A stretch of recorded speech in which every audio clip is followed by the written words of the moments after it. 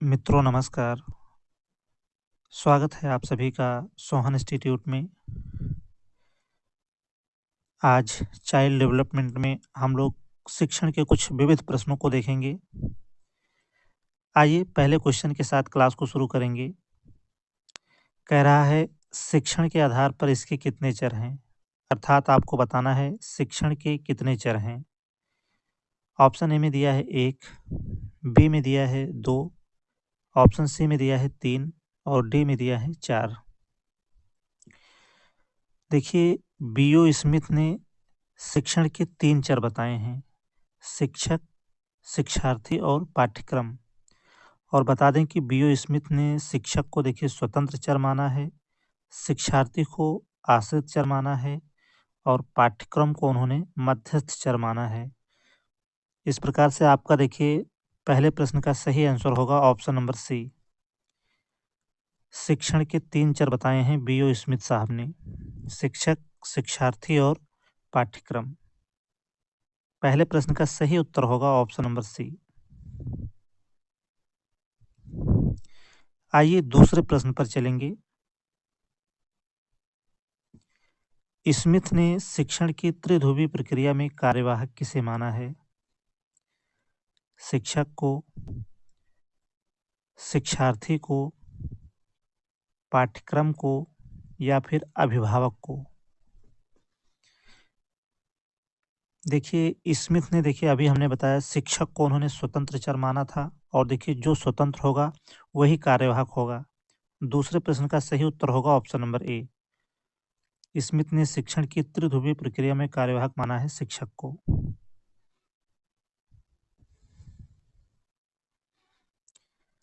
आइए अगले प्रश्न पर आगे बढ़ेंगे। और देखिए आप सभी लगातार मेहनत करें। सभी विभागों से देखिए लगभग भर्तियां आ रही हैं।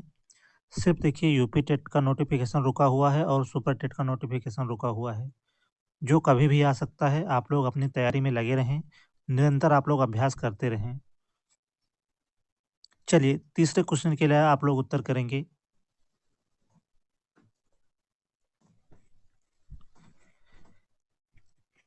तीसरा प्रश्न देखिए कह रहा है कि कक्षा 1 और 2 स्तर के बच्चे किस प्रकार से सीखते हैं? ऑप्शन ए में दिया है अमूर्त अनुभवों से शीघ्र सीखते हैं, बी में दिया है मूर्त अनुभवों से शीघ्र सीखते हैं, सी में दिया है पढ़कर शीघ्र सीखते हैं और डी में दिया है लिखकर शीघ्र सीखते हैं। चलिए उत्तर करेंगे आप सभी। देखिए कक्षा 1 और 2 के बच्चे जो है मूर्त अनुभवों से सीखते हैं। राइट आंसर होगा ऑप्शन नंबर बी। वे देखिए प्रत्यक्ष सीखते हैं। राइट आंसर होगा option number B. Next question पर आगे चलेंगे। चलिए, निःशुल्क और अनिवार्य शिक्षा के लिए गोखले विधेयक जो है किस सन में लाया गया? 1905 में, बी में दिया है 1906 में, सी में दिया है 1909 में और डी में दिया है 1911 में। चलिए, इसका सही आंसर होगा ऑप्शन नंबर डी। गोखले विधेयक किस सन में लाया गया? तो आपका राइट आंसर होगा ऑप्शन नंबर डी।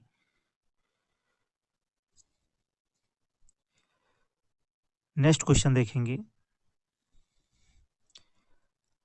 गति का तृतीय नियम पढ़ाने के लिए सबसे उपयुक्त विधि है? चलिए, ये पढ़ाने के लिए होगा। चलिए, गति का तृतीय नियम पढ़ाने के लिए सबसे उपयुक्त विधि कौन सी है? निगमन विधि, बी में दिया है प्रदर्शन विधि, सी ऑप्शन में दिया है व्याख्यान विधि और डी में दिया है आगमन विधि। चलिए, पांचवें प्रश्न के लिए आपके उत्तर आने चाहिए। देखिए, गति का तृतीय नियम पढ़ाने के लिए सबसे उपयुक्त विधि होगी आगमन विधि। ऑप्शन डी यहाँ पर राइट होगा। देखिए, निचली कक्षाओं में पहले उदाहरण देते हैं, फिर नियम बताते हैं और आगमन विधि का मतलब ही हो गया उदाहरण से जो है नियम की ओर। करेक्ट आंसर होगा ऑप्शन नंबर डी। चलिए आगे बढ़ेंगे। शिक्षण अधिगम का सिद्धांत निम्न में से कौन नहीं है? शिक्षण अधिगम का सिद्धांत इनमें से कौन नहीं है? ऑप्शन ए में दिया है क्रियाशीलता का सिद्धांत, बी में दिया है प्रेरणा का सिद्धांत, सी में दिया है रुचि का सिद्धांत और डी में दिया है प्रयोगात्मक कार्य प्रविधि। चलिए, शिक्षण अधिगम का सिद्धांत कौन सा नहीं है? क्रियाशीलता का सिद्धांत देखिए कहता है करके सीखना शिक्षण अधिगम का सिद्धांत है। प्रेरणा का सिद्धांत भी है, रुचि का भी सिद्धांत है। पूछा है कौन नहीं है, तो आपका आंसर होगा ऑप्शन नंबर डी, प्रयोगात्मक कार्य प्रविधि। देखिए, प्रयोगात्मक कार्य विधि जो है यह सिखाने की विधि है। यह शिक्षण अधिगम का सिद्धांत नहीं है, बल्कि यह जो है सिखाने की विधि है। आपका करेक्ट आंसर होगा option number D. Question number 7 पर चलेंगे। शिक्षक को पूर्व ज्ञान पर ही नए ज्ञान को आधारित करना चाहिए, यह कथन किस शिक्षण सूत्र की ओर संकेत करता है? शिक्षक को पूर्व ज्ञान पर ही नए ज्ञान को आधारित करना चाहिए, यह कथन किस शिक्षण सूत्र की ओर संकेत करता है? ऑप्शन ए में दिया है ज्ञात से अज्ञात की ओर, बी में दिया है पूर्ण से अंश की ओर, सी में दिया है स्थूल से सूक्ष्म की ओर और डी में दिया है सरल से कठिन की ओर।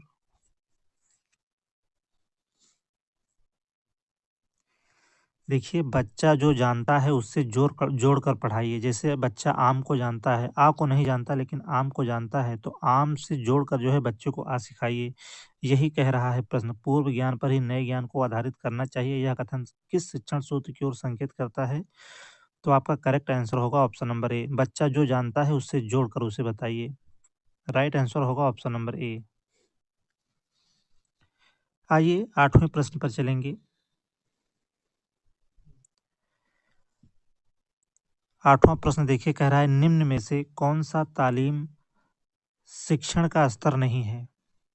ऑप्शन ए में दिया है असमानता स्तर, बी में दिया है चिंतनशील स्तर, सी में दिया है याददाश्त स्तर और डी में दिया है समझ स्तर।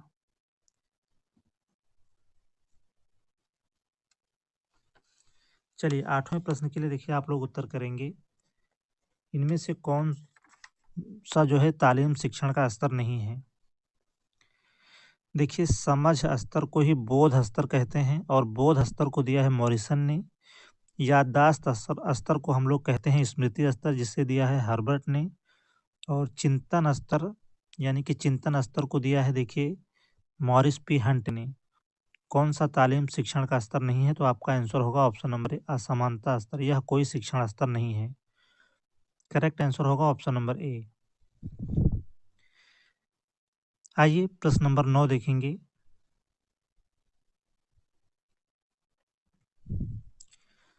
शिक्षा की डाल्टन प्रणाली किसके द्वारा विकसित की गई है? शिक्षा की डाल्टन प्रणाली किसके द्वारा जो है विकसित की गई? मारिया मांटेसरी के द्वारा, जॉन डीवी के द्वारा, हेलन पार्कहर्स्ट के द्वारा और या फिर इनमें से कोई नहीं।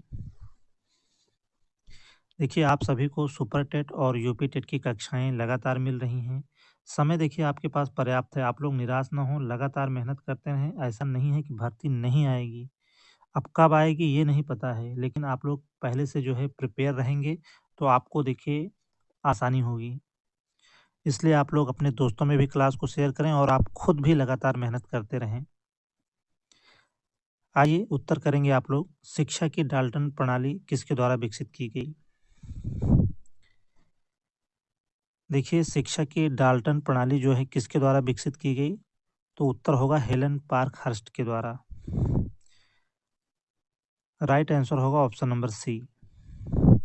देखिए, डाल्टन प्रणाली में डाल्टन किसी व्यक्ति का नाम नहीं है, बल्कि डाल्टन जो है वह कस्बा था जहाँ से डाल्टन प्रणाली की शुरुआत होती है और डाल्टन प्रणाली की जनक हैं हेलन पार्कहर्स्ट।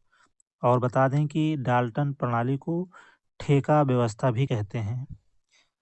चलिए, यह प्रश्न आपसे पूछ भी सकता है, ठेका व्यवस्था दे दे या डाल्टन प्रणाली दे दे, किसी प्रकार से भी प्रश्न पूछ सकता है आपके एग्जाम में।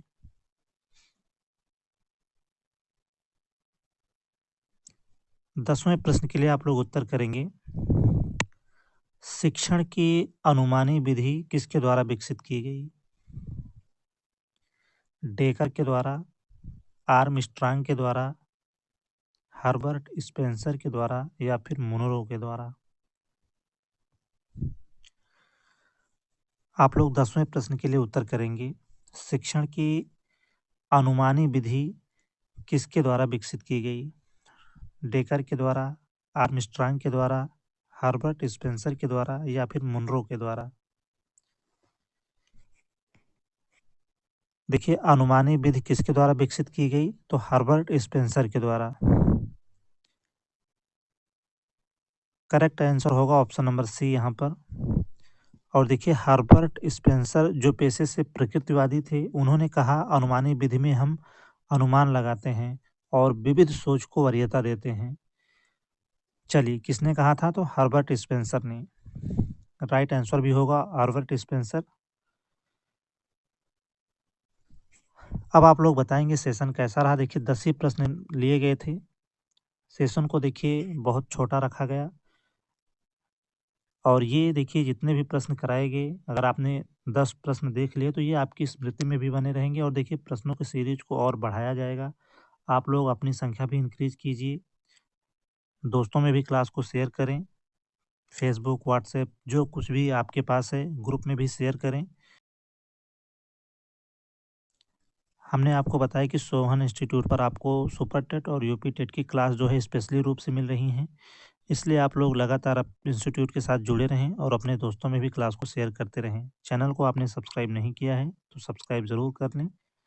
आज के लिए सिर्फ इतना ही। क्लास में लगातार बने रहने के लिए आप सभी मित्रों का बहुत बहुत धन्यवाद।